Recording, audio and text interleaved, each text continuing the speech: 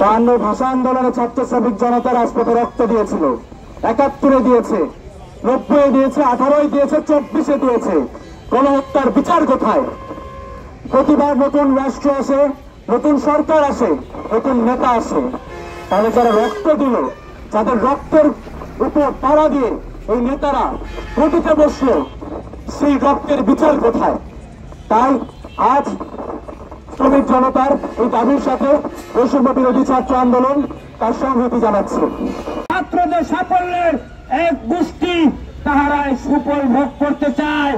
ওই তারা press conference করে বলে, সমাবেশ করে বলে তারা নাকি ছাত্র আন্দোলনে বকদামি ভূমিকা পালন করেছে। তারা আজকে দেখা যাচ্ছে তাদের একটা অংশ তাদের মধ্যে ঢুকে তারা বিভিন্ন মহলে চাঁদাবাজি করতেছে। এই ব্যাপারে কিন্তু পরিষ্কার গণমাধ্যমে হাজির হয়েছে, গণমাধ্যমে প্রকাশিত হয়েছে। এই মামলা বাণিজ্য চালিয়ে যাচ্ছে, অসাধু পুলিশ কর্মকর্তারা মামলা বাণিজ্যের সাথে যুক্ত আছে বলে আমাদের কাছে মেসেজ আসছে।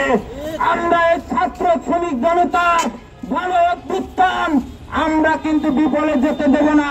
প্রয়োজন হলে এই আসমিয়ার সবার থেকে শুরু করে সারা দেশের ছাত্রদেরকে নিয়ে, শ্রমিকদেরকে নিয়ে, সর্বসাধারণ মানুষদের নিয়ে প্রয়োজন বোধে আবারও এই দুর্নীতিবাদ এবং আবারও এই অসাধু ব্যক্তিদের বিরুদ্ধে আমরা আবারও লাগে 24-এ গণ উৎপাদন লাগে এই ছাত্ররা আবার ঘুষে দাঁড়াবে। এই ঘুষে দাঁড়ালেও তাদের বিরুদ্ধে অবস্থান নিলে তখন কিন্তু পালানোর জায়গা থাকবে না। অতএব প্রশাসনকে হুঁশিয়ারি করে বলতে চাচ্ছি, সরকারকে দাবি জানাচ্ছি, আপনারা সক্রিয় ভূমিকা পালন করেন।